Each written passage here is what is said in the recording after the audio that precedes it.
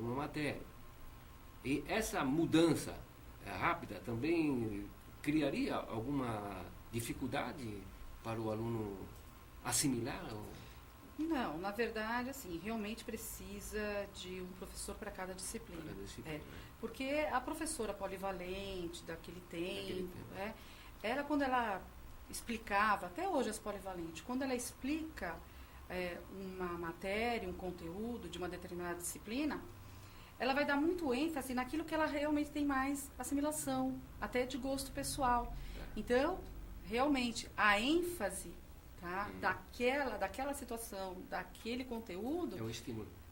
Vai ser melhor daquilo que ela gosta.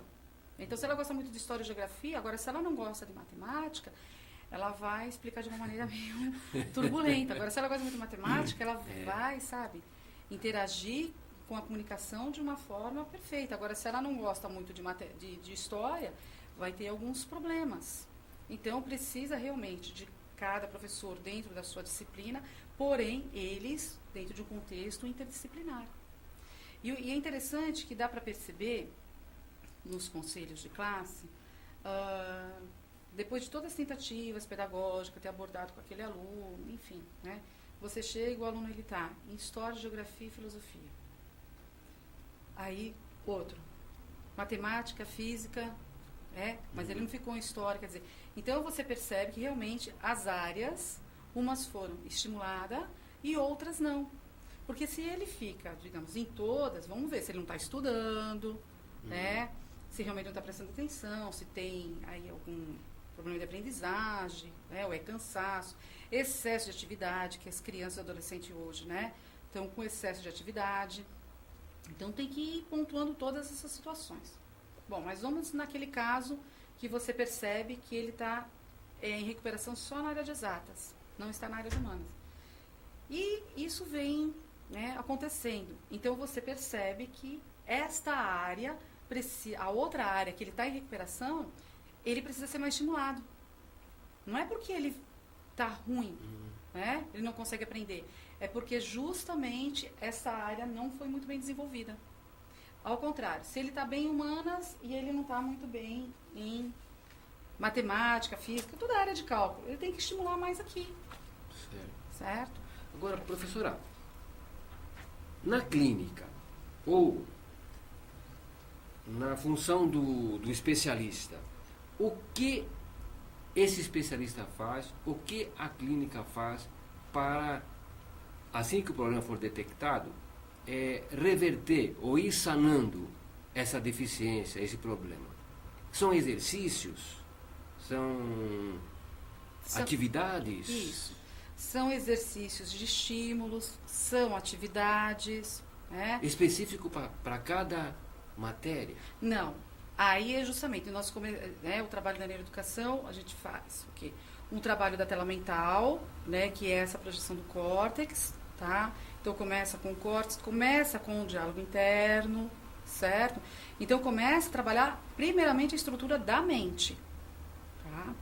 Então depois que a gente trabalha essa estrutura da mente, que nós vamos para as áreas afins. Então existe uma série de estímulos, de exercícios visuais, auditivos, que faz, né, os estímulos acontecerem. E você vai observando, porque o paciente ali, ele vai falando. E é interessante que quando começa a doer a cabeça, não pode tomar remédio, falar, eu tô muito dor. Não. Então a gente para um pouquinho, porque é justamente as conexões que estão fazendo. Tá. Então, ou eles estão conectados, tá? E estão trabalhando mais, ou eles precisam desconectar e ir para outra área. Então isso dói um pouquinho a cabeça. Entendeu? Por isso que estudar, às vezes, né, o adolescente está lá, está doendo a cabeça, tem que parar um pouco, né, relaxar, ouvir uma música tranquila, entendeu? Para receber outros estímulos, porque é um alimento. Né? E depois voltar às atividades. Então a gente percebe que também nesse tratamento você tem que ter assim muita força de vontade, independente da idade, tá? Porque não tem estímulo químico em relação a remédios. Porque eu vejo assim, se você tem um problema... Chega a doer a cabeça de fazer o exercício? De chega. mexer com aquela parte que é problemática? Um exercício Isso, dói um pouquinho porque os pacientes falam, está começando, deu um pouquinho a cabeça. A dor de tensão, aquela dor de tensão sobre os olhos que a gente fala. Não, porque ele não está lendo, ele está com os olhos fechados exercitando a mente. Tá. E a partir daí começa a sentir algumas dores, entendeu? Então a gente para um pouco, depois começa... Desenferrujando as ideias. Desenferrujando, né? Então é a conexão, a falta de... Tá conectando e desconectando, tá certo? Então toda essa estrutura da mente, ela proporciona um pouco de reação, né? Então você vai com calma. Tá? Porque o que a gente percebe? Quando você vai em determinado especialista que indica o remédio, tem muitos pais que preferem dar o remédio, então a solução externa para o interno, então já resolvi o problema. Não, entendeu? Você tem que trabalhar o interno para o externo. Né?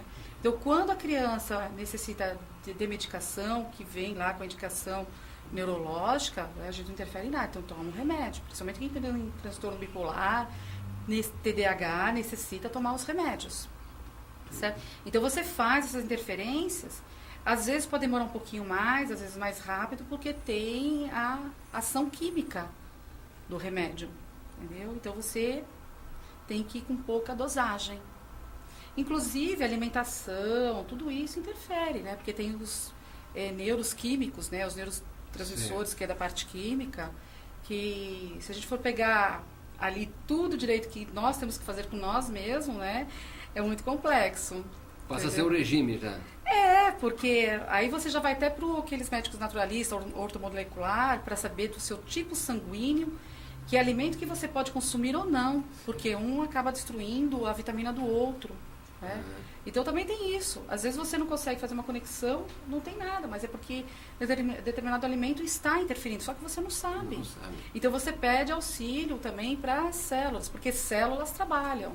Você tem que estar pedindo, né? Para uma trabalhar aqui, outra para trabalhar ali, então você vai ativando para poder todo mundo trabalhar, porque neurônio não gosta muito de trabalhar não, entendeu? Ele gosta de ficar sossegado. Gosta de ficar sossegado, por isso que começa a doer aquela coisa para você desistir. Então, até o tipo de alimento pode interferir na maneira de funcionamento do cérebro. A gente ouve falar de brincadeira assim, né? Há muito tempo, que não come queijo, porque quem come queijo perde a memória. Tem alguma coisa a ver com isso ou não? Não, porque são proteínas, né? Proteínas, elas não podem ser ingeridas em grande quantidade, né? Isso a gente já sabe, comer carne e tal, aquela coisa toda, né? Então tem que ser tudo com muita dosagem. Agora, que realmente esses salgadinhos, refrigerantes, que não precisa nem estar falando, né? Fritura, que isso é um veneno, que isso acaba com qualquer vitamina cerebral, digamos assim, para criança ou adolescente, acaba. Então, hoje já está proibido nas escolas, né?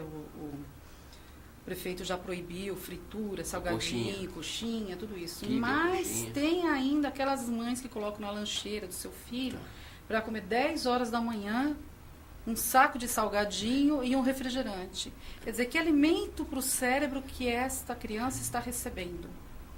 Aí vai para a sala de aula, mesmo com a professora trabalhando toda uma estrutura interdisciplinar, aquela coisa toda, não vai fixar, sabe, as correntes neurais, porque não tem força.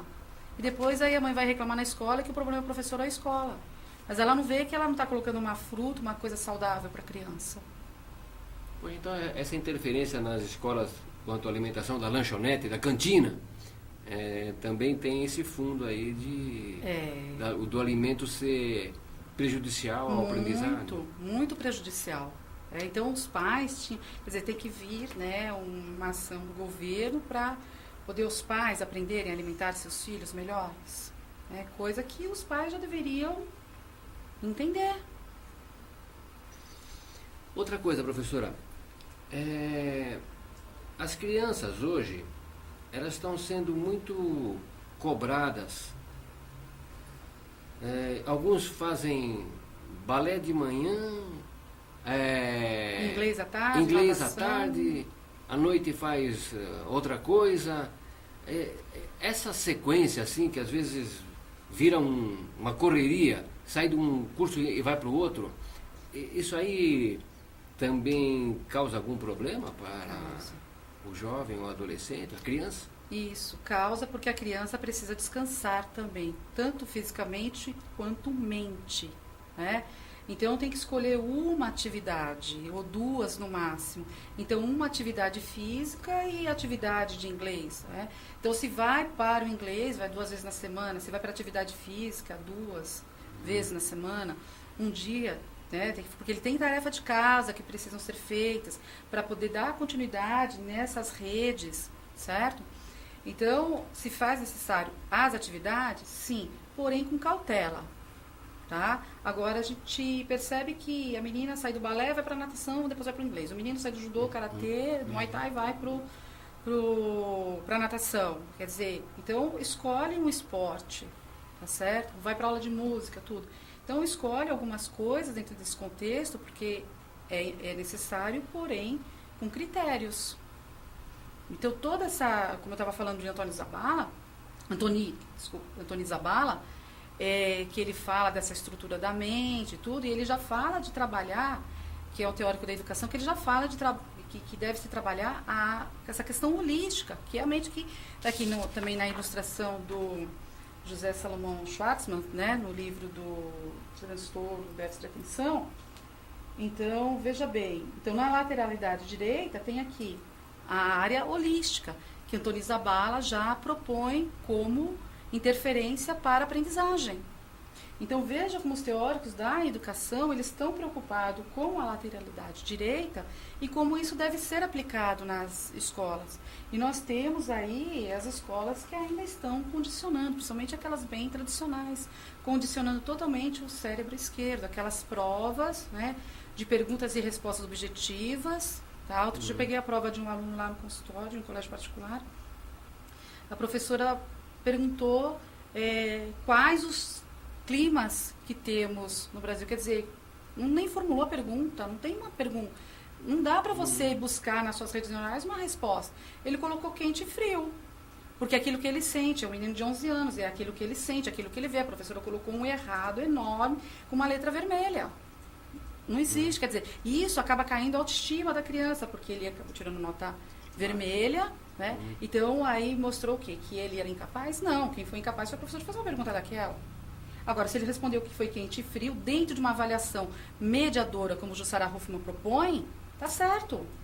Ele está dentro da contextualidade. E cabe à professora, né, depois ir lá explicar para ele o que significa, né? Tornar essa aprendizagem significativa. Para ele foi significativo aquilo que ele vê, aquilo que ele sente, aquilo que ele percebe. Ele percebeu que existe essa diferença. Ele não soube nomear, certo, mas ele percebeu a diferença. E está errado isso? Não está errado. Né? Dentro desses conceitos, hoje... E esses exercícios, esse tratamento feito na clínica pelo profissional especializado, é individual ou pode ser feito em grupo, em turma? Tem que ser... Olha... primeiro é individual, depois podemos selecionar um grupo com 4 ou 5, certo? Com o mesmo nível, tá, de desenvolvimento e colocá-los, né, para poder estar trocando ideias, experiências, certo? Mas no começo tem que ser individual. E a faixa etária?